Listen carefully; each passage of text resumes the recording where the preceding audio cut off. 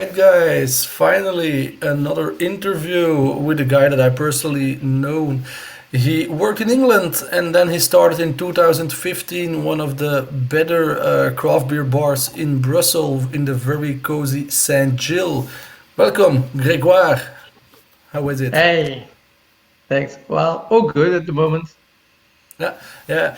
Um, I mentioned you worked better in England. What did you do there and how did you open the bar in Belgium then? I actually used to work in finance in London, and well, at the time I arrived in the UK in 2012, I think, and at the time, well, the scene was quite booming. You had like lots of good craft breweries opening, and yeah, every time I was coming back to Belgium, I was a bit frustrated. I couldn't drink what I wanted. And like on one of these nights drinking with friends, I thought, okay, we should probably do it. And initially, I thought of working in the UK and also run a bar in Brussels, but quickly I saw it was not possible to do both. So I left London and I moved to Brussels, thinking maybe I would move back at some point, but that never happened. So So you were the Belgium guy coming from London back to Belgium, and then you were fed up with the not enough good beers here. yeah, now it's getting much better now than Yeah. it used to. But the UK scene has also like developed. At the time, London was quite well developed already.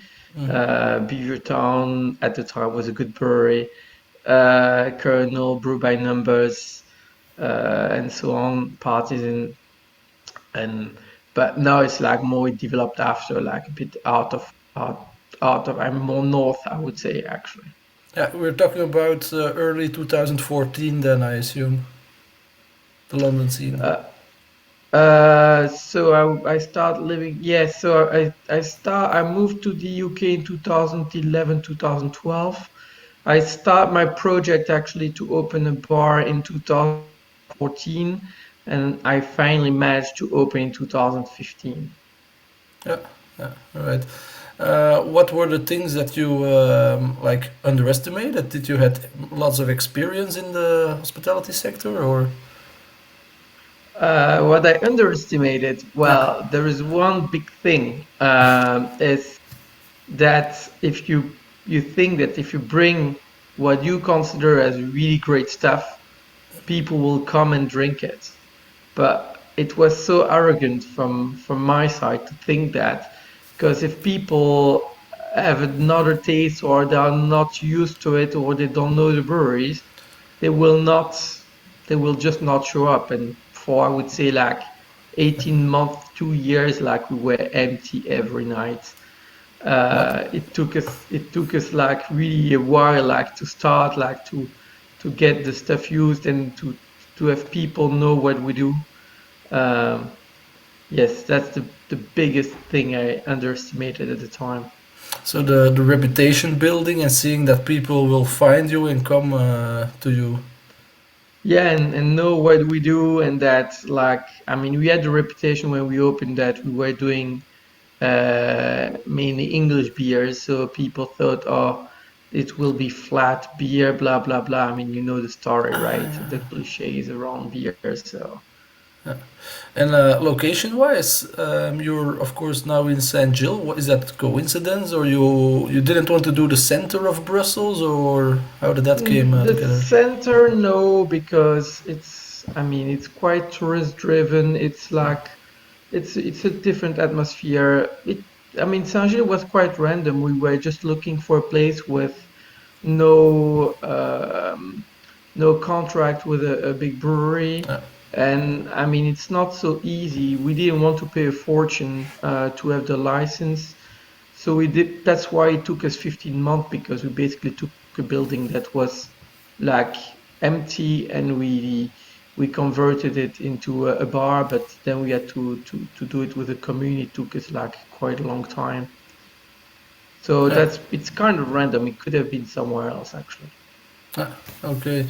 Yeah, you mentioned also in the beginning people were thinking, oh, it's more like an English beer bar, but I remember always you always have a good relationship with some of the English brewers. Is that of your past in England, London, or how does that come? Oh, partly, I don't know, like at the start, yes, but I just think that the scene is the most interesting in when it comes to hoppy beers, and we kind of like, so we already always did that, and I mean, we probably became like the bars serving the most hoppy beers. I don't want to compare the bars, right? But I have the impression at least that it's a focus that we have compared maybe to others. So people also come because they expect to find that. So we serve also like now what people like expect us to do. So that's why we have like always a good majority of like English craft brewers when it comes to foreigners at least.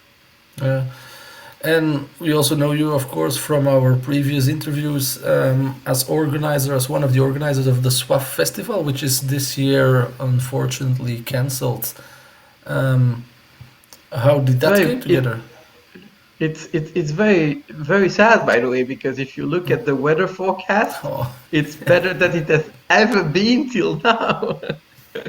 The first year we got rain, the second year it was gray with some rain expected and we didn't get too much. Third year was also a bit gray and like this year was expected to be like super hot weather, but that's life. But anyway, so it came together. It's actually the initiative came from Sébastien from Barboteur and Antoine from Mart Attacks, and they asked me whether I wanted to join them in a team to organize a beer festival in Brussels.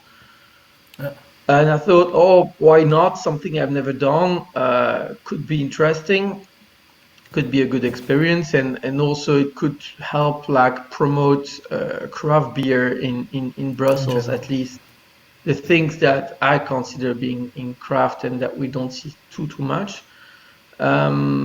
And that's a bit how it started. We were quite inexperienced. The first year was a bit uh, not a nightmare, but it didn't go as expected. The premises were not really like well designed actually to host a good amount of people. There were too many breweries. We made a few mistakes. After that, I think we really found like what we wanted to do, having like a mid-sized festival, I would say, so roughly 2,000 people over 2 days and quite affordable at the same time. So with geeky, but not only geeky people, because our goal is still like to get people that are from Brussels to drink stuff like out of their comfort zone. So yeah, it's quite good now. Yeah. We found like our vision, I would say. Yeah, and then I thought you had your fixed haven at the castle in Molenbeek, but then for a strange reason this year the festival moved towards another place.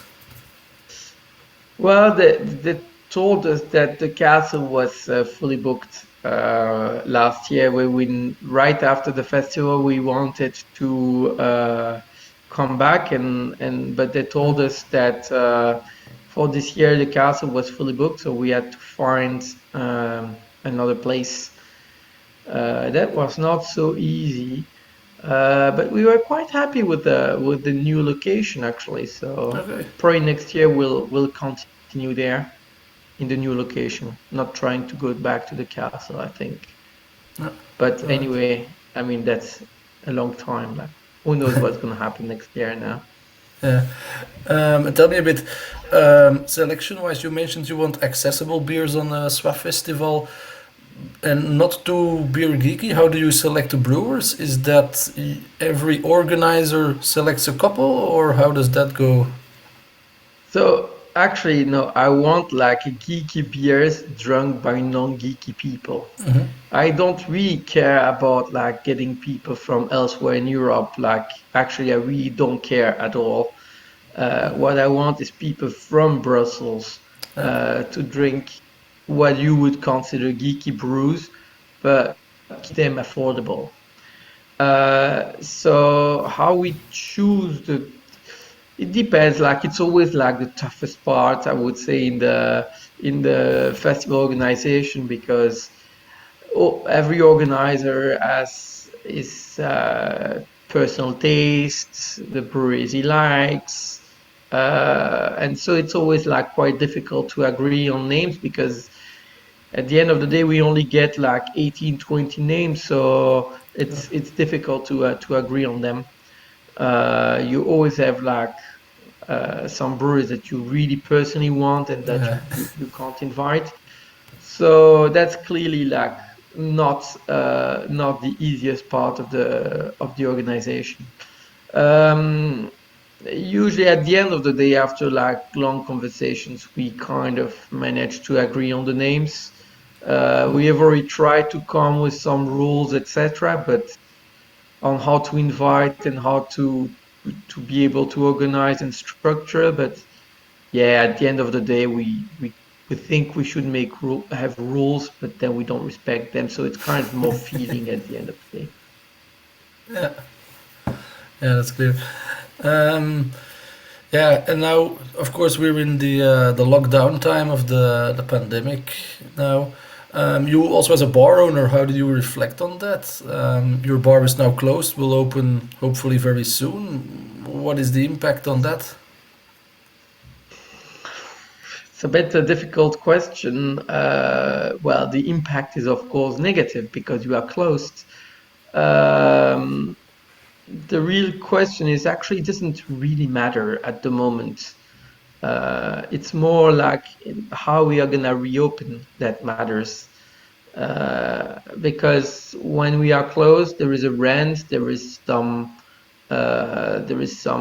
potential credits, but you don't have any staff to pay, and kind of you have like an employment benefits for yourself. So it's not easy, but it's not terrible, at least for us. I'm much more concerned the day we can reopen, but in conditions that make it really like unprofitable, like where it's impossible like to survive. Like if they limit the number of tables, if we are forbidden to do bar service, but we have to do it at the table, that might all be like a bit tricky. So I reflect, I don't know, I wanna reopen as soon as I can, but I'm not like I can have my opinions on the pandemic, but there is no point discussing them, so I have to follow the rules, even if I'm frustrated. So, Indeed, yeah. The question is, like you mentioned, it's like how can you reopen within the legal framework of rules that they will apply to bars, of course. well, obviously for us, what will be key is, I mean, if you do the math, it's not possible to pay staff just by selling beers under the conditions that they will give. You can see the conditions that you see abroad.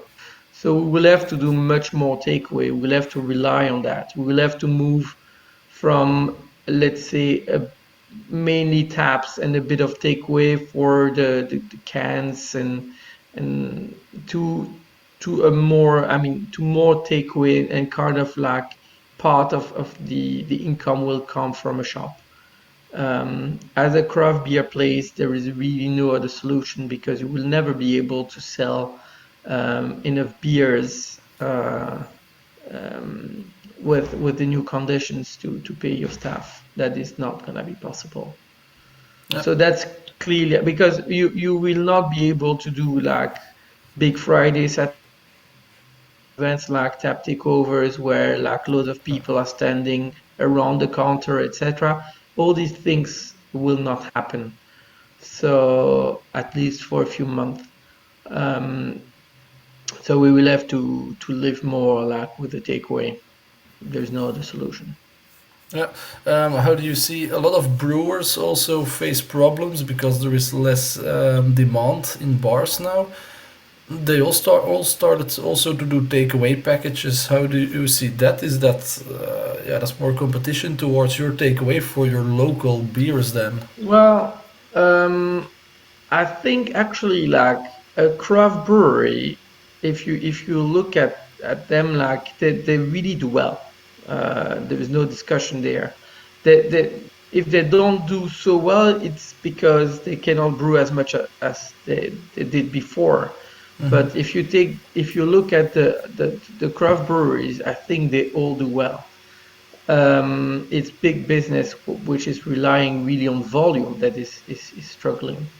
But I think the craft brewers do well, and it's obvious that in a confinement where shops are closed and bars are closed, they will try to reach the end customer themselves, and kind of they can also sell at a cheaper price because the model was basically the brewer sells to a B2B, to a bar or to a shop at a professional price, and that place takes its margin and sells to the end customer.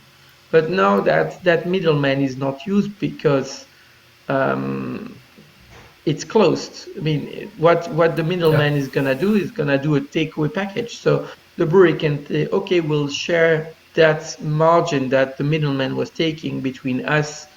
We'll sell at a higher price, and at the same time, we can sell at a cheaper price to the end customer. So it's probably gonna, I mean, drink more craft because I suppose like the elasticity of beer is higher than one.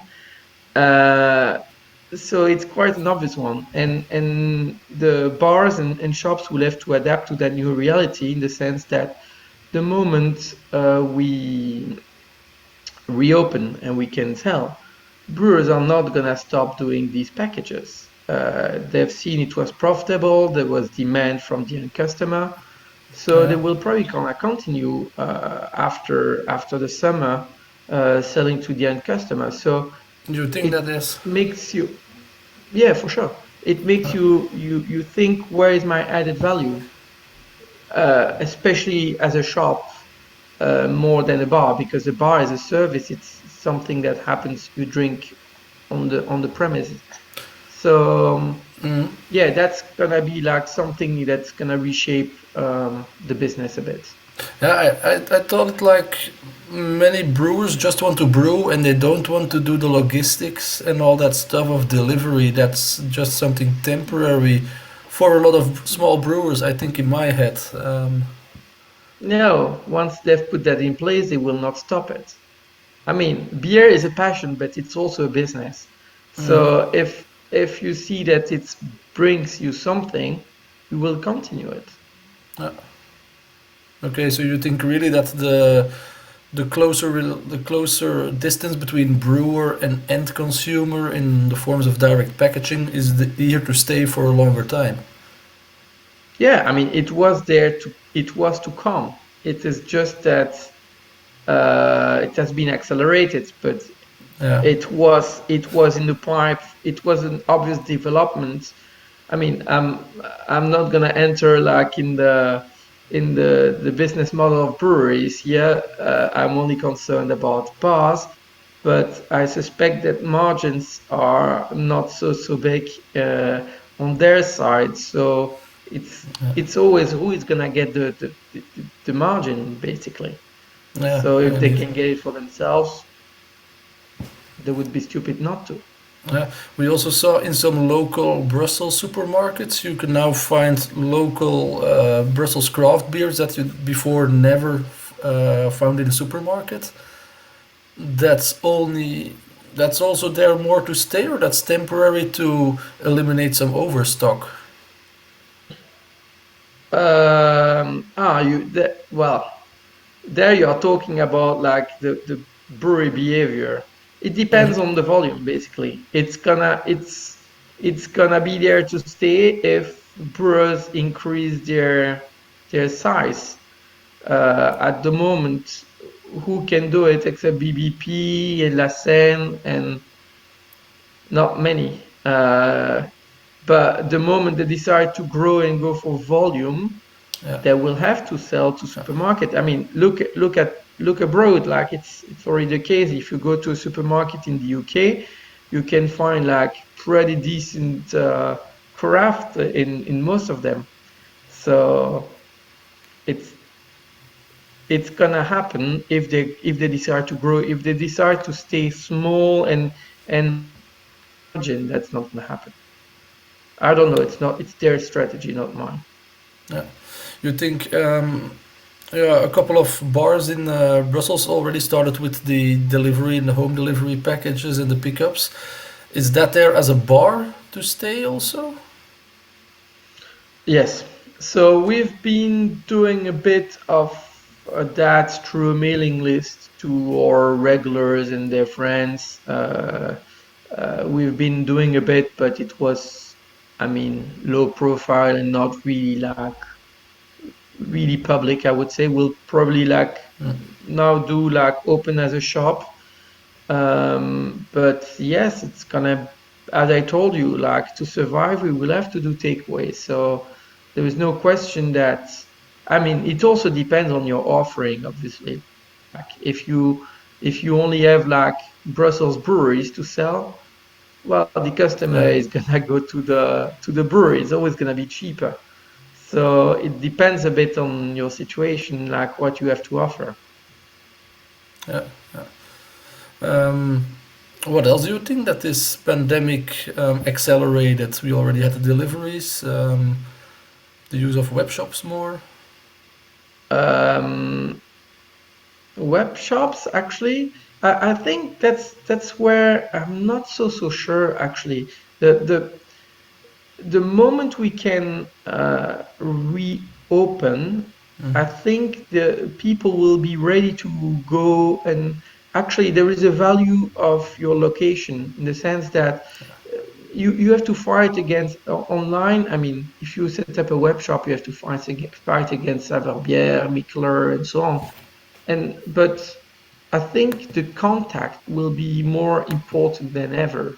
So probably like bars and breweries will continue takeaway and so on, but the physical contact will still be important. People will buy from you because they know you, they know what you select, they know how you brew for a brewer. So it's that is gonna be there to stay. I don't think like all of a sudden everybody is gonna shop online. It's a bit boring. Um, but what else is there to stay? Uh,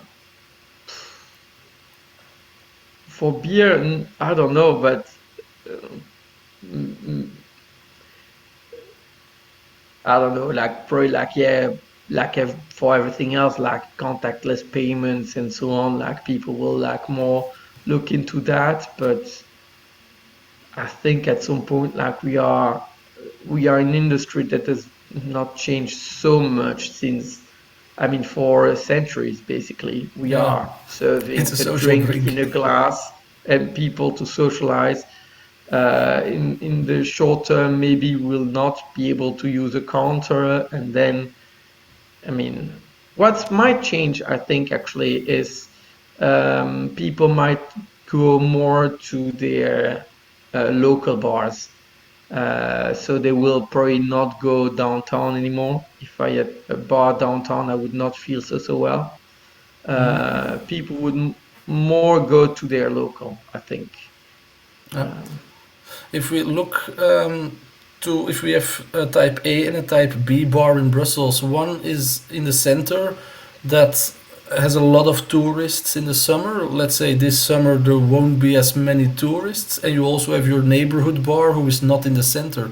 You think the bars in the center that live off mainly tourists will get it way harder oh because yeah, no discussion. And at the same time, I mean, no, it's just something I didn't want to do. But I mean, I've less pleasure serving tourists than locals, basically. Mm. Uh, Uh, so yeah, they will struggle much more than us, for sure. so in my head, it was also this summer is gonna be also a bit interesting if you live in Brussels like we do. You finally come in the center, and there are almost no tourists probably. Yes, So you met but way more locals in the bars. or you meet nobody. Yeah. I I think it will be like very quiet. Uh, and people will go on holiday this year in the summer if they can, but they will certainly not do a city trip. Would you do a city trip? The first after this confinement, I think people what they want is to see fucking nature. So they would go anywhere where they see grass and so on, like. But I don't think that people think, oh, like let's do a city trip somewhere. So that's you will not see even if they are allowed. And I'm not sure that people like they will. Also, don't forget that people have had now 2 or 3 months to improve their terrace, garden. I mean, if you didn't have a barbecue, you probably bought one. And if it's Swimming not pool. you, you'll be invited by friends. So people will drink more at home. That's also why like takeaway will be more important this Hmm. summer. And but clearly, like I don't think people will go in this center. Yeah, personally, a question for you, Greg. Since you had to close temporarily the bar, you already did some refurnishing, or can we expect a new color on the wall or any things of that? Actually, I was waiting for the prime minister to tell us like under which conditions we'll be able to reopen because that would like impact us. No, we bought a fridge more, thinking like if we have to do takeaway, we need like much more fridge space. Uh, So we yeah, kind of like we now have the capacity to put roughly 250 beers in our fridges to take away. So we'll have like right. basically everything, all the takeaway beers except the stouts will be in fridges. So that's I think a good a good proposition because I hope like in the summer people like will for the last minute drinkers it's always like a good option and also it keeps beer better. So that's at the moment the only investment we've done, but it was not such a small one, and that impacts also the way the bar is organized. So we'll have to move the furniture a bit, but to do more than that, we need to know like under which conditions we can reopen. Yeah, Uh, of course. but maybe I still have like a lot of cans to glue on my wall, so probably I'll do that again. Yeah, and then I saw last week, I think, that you came with Mr. Kenny to the rescue for, I think it was by Boteur. They had some cakes. Yeah, it has first gone to BBP and then to Barboteur. At the moment, it's still like at Barboteur. I've no plan to use it like uh, soon. So I mean, the beers that have been canned conditioned by the brewery are better quality, longer lasting. So I actually prefer to sell cans made by a brewery rather than reconditioning myself. It takes a lot of time. It doesn't hold well. So and you have to pay the can as well, which is for a small bar like mine not cheap. So Yeah, it's actually not cheap to can beer yourself. It's good when you have two empty kegs, but yeah. otherwise not such a good deal. Do you see any trends popping up? Let's say smaller cakes bars want to sell, or more crawlers to take away, stuff like that? No, not really. the crawlers, well, you need the machine. At the moment, they are sold out everywhere because everyone like wanted one. And for the rest, no.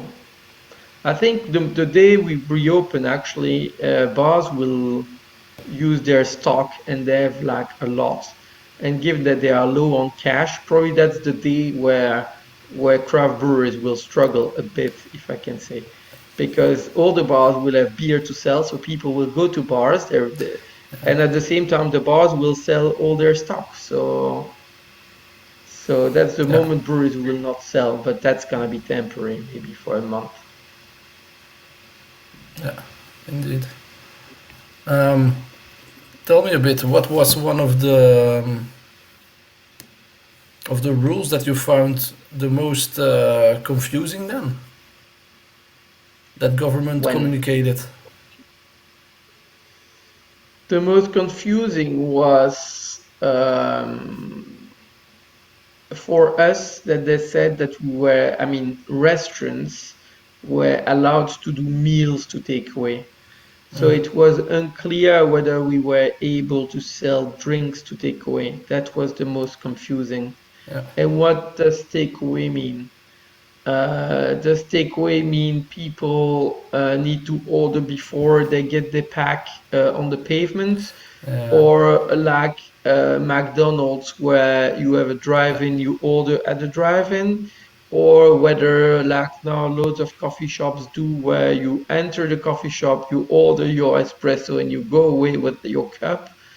So that's yes, that they should have better written the law there.